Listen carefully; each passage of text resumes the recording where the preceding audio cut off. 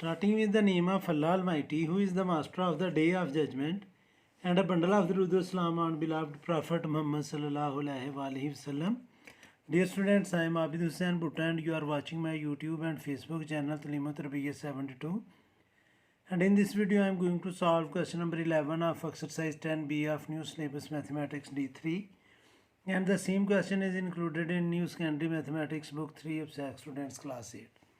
Students, statement of the question is RAT is right angle triangle with ART as 90 degree. RA is 6 centimeter and RT is 8 centimeter.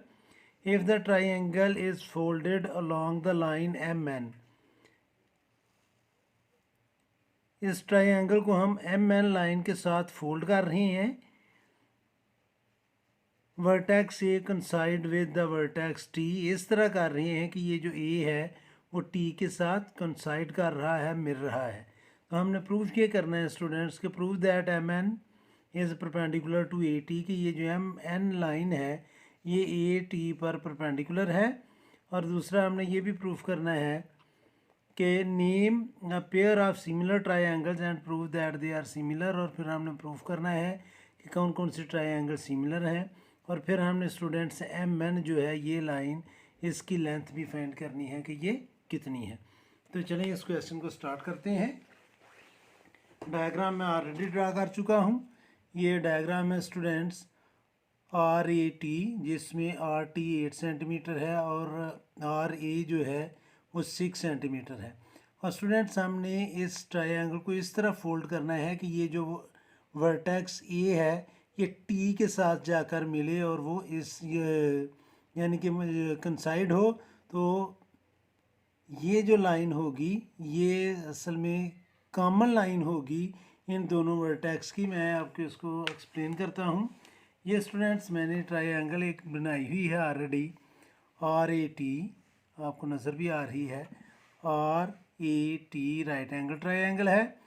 अब students अगर मैं इसको fold करूं triangle को कि ये जो वर्टेक्स A है ये T के साथ जाकर मिले, तो ये कुछ इस तरह मिलेगा स्टूडेंट्स. जब ये T और R मिलेंगे, ये आपके सामने मैंने A और T को मिला दिया, तो ये जो स्टूडेंट्स लाइन बन रही है, अगर आप गौर करें तो ये दोनों एंगल जो हैं यानी कि RNT एंगल और ये जो एंगल है ANM,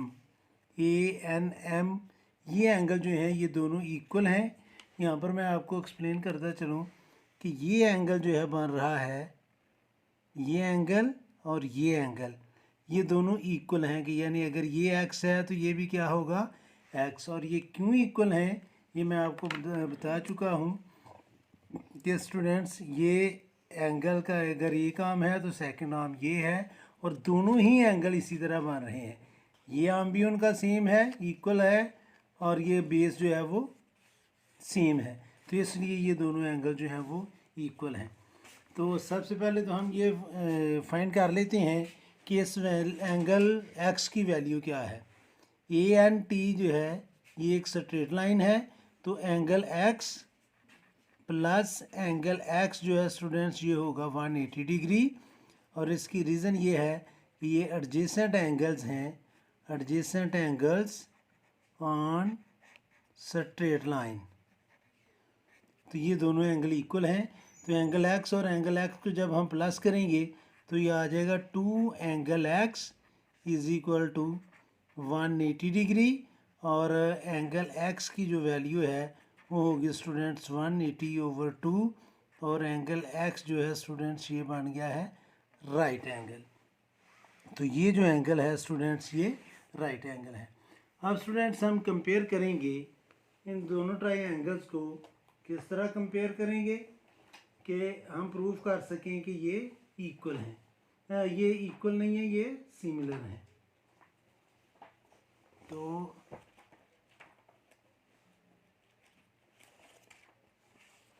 हाँ जी स्टूडेंट्स, अब अगर आप गौर करें स्टूडेंट्स तो ये एंगल जो है एंगल x, ये अभी हमने प्रूफ किया कि ये राइट एंगल है. अब इसी ट्रायंगल को ये जो मैंने फोल्ड की थी अगर मैं इसको यहाँ से इसको सेपरेट कर लूँ और राइट एंगल के ऊपर स्टूडेंट्स आपने इस चीज़ को नोट करना है कि ये जो ट्रायंगल है, अगर मैं इसको इस ट्रायंगल के ऊपर फिट करूँगा, इसी तरह की मैंने एक और ट्रायंगल ड्रा की हुई थी, इसके ऊपर मैं फिट करूँगा स्टूडेंट्स, तो ये राइट एंगल बनेगा। और जब हम इसको इधर लेकर आएंगे तो ये दोनों एंगल मैच करेंगे, और इसको मैं इस साइड पर लेकर आऊँगा तो ये एंगल भी सेम होंगे, यानी कि ये दोनों ट्रायंगल जो हैं वो सिमिलर बन जाएंगी। तो वो कैसे सिमिलर होंगी, चलिए अभी हम इसको डिस्कस करते हैं। ट्रायंगल टी एन एम, ये राइट एंगल है, टी तो सेम एंगल होगा, और ट्रायंगल टी और ए, इन दोनों को हम इनकी कॉरस्पॉन्डेंसी शो करते हैं। तो मैं लिखूंगा स्टूडेंट्स इधर ट्रायंगल टी एन एम, यानी कि टी एन एम को हम कंपेयर कर रहे हैं ट्रायंगल टी और ए से। इन दोनों ट्रायंगल को हम कंपेयर करेंगे। तो स्टूडेंट्स टी एन एम का ये जो एंगल है इस ट्रायंगल के लिए और इस ट्रायंगल के लिए भी ये सेम है, तो मैं इधर लिखूँगा angle T is equal to angle T, और इसकी रीज़न ये है कि ये सेम एंगल है। अब स्टूडेंट्स ये जो ट्रायंगल टी एन एम का एंगल एन है और टी आर ए का एंगल आर है, ये दोनों इक्वल हैं। तो इधर मैं लिखूँगा स्टूडेंट्स एंगल एन, ये इक्वल है एंगल आर के, और ये क्यों इक्वल है, क्योंकि ये दोनों राइट एंगल हैं। तो ये दोनों ट्रायंगल जो हैं स्टूडेंट्स वो क्या होंगी, सिमिलर। तो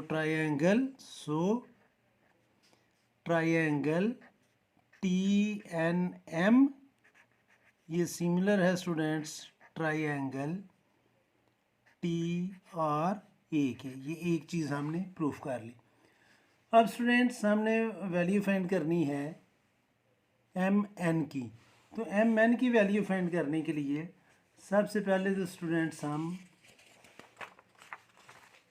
टी ए की वैल्यू फाइंड करेंगे। जो टी ए की वैल्यू होगी टी एन की वैल्यू उसका हाफ होगा, क्योंकि जब हमने इसको फोल्ड करके इसके ऊपर लेकर आए थे तो ये इक्वल हो गए थे, यानी कि ये लाइन और ये लाइन जो थी टी एन और ए एन ये दोनों इक्वल थी, क्योंकि हमने फोल्ड करके इनको हाफ कर लिया था। अब स्टूडेंट्स हम पहले टी ए की वैल्यू फाइंड करते हैं। तो मैं इधर लिखूँगा इन ट्रायंगल टी और A hypotenuse square is equal to perpendicular square plus base square. Hypotenuse T A है जो हमने फाइंड करना है, तो मैं लिखूँगा मेजरमेंट टी ए, सॉरी इधर मेजरमेंट लिखने की ज़रूरत नहीं थी, हाइपोटेन्यूज स्क्वायर है तो मैं इधर लिखूँगा T A square is equal to perpendicular है इसका 8 स्क्वायर प्लस और ए है जो बेस है इसका वो आएगा 6 स्क्वायर।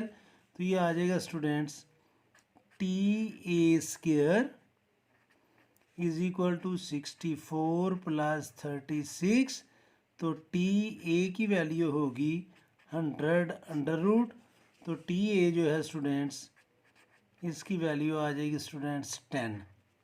तो टी ए चूँकि 10 है तो टी एन जो है वो होगा students T N measurement T N, ये मेजरमेंट टी ए की वैल्यू आई है तो ये होगा students half of T A. तो ये आ जाएगा 10/2 मीन्स 5 सेंटीमीटर, ये आ गया T N.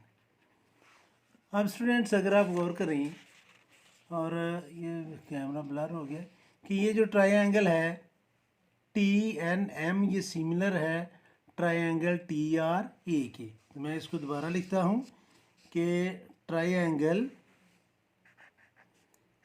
T N M ये सिमिलर है students triangle T R A के, अगर ये दोनों ट्रायंगल सिमिलर हैं स्टूडेंट्स तो इनकी कॉरस्पॉन्डिंग साइड्स प्रोपोर्शनल होंगी। प्रोपोर्शनल का मतलब होता है कि इनकी कॉरस्पॉन्डिंग साइड्स की रेशियो इक्वल होगी, यानी कि टी एन रेशो के लिए मैं यहाँ पर फ्रैक्शन यूज़ करूँगा, ओवर टी आर, ये इक्वल होगी students N M ratio R A K over R A K, और ये इक्वल होगा students T M over T A K. अब स्टूडेंट्स हम इसमें वैल्यूज़ पुट कर लेते हैं। ये ट्रायंगल हमारे पास ऑलरेडी है, इससे हम इसकी वैल्यू पुट करते हैं। मैं आपको एक्सप्लेन कर देता हूँ, ज़रा फिगर में सामने ले आऊँ कि टी एन जो है, टी एन ये हम ऑलरेडी फाइंड कर चुके हैं कि ये है 5 ओवर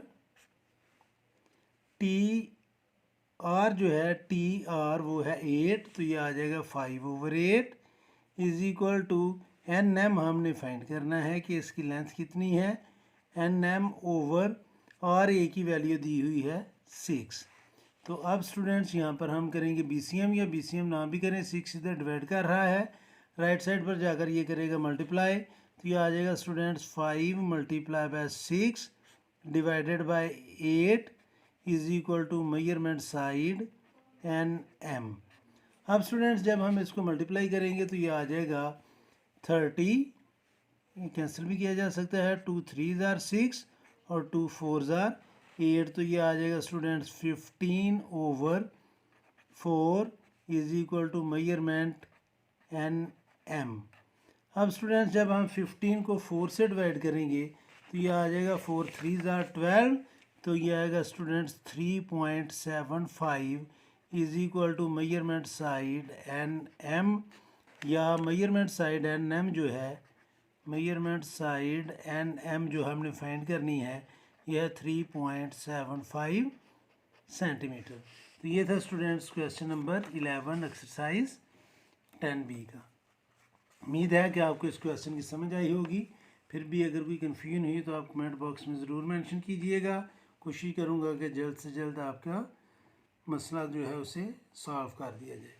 तो एंड में हमेशा की तरह मैं अल्लाह से दुआ करूँगा कि अल्लाह ताला हमेशा आपको खुश रखे और ज़िंदगी के हर मैदान में कामयाब करे। आमीन। अल्लाह हाफिज़।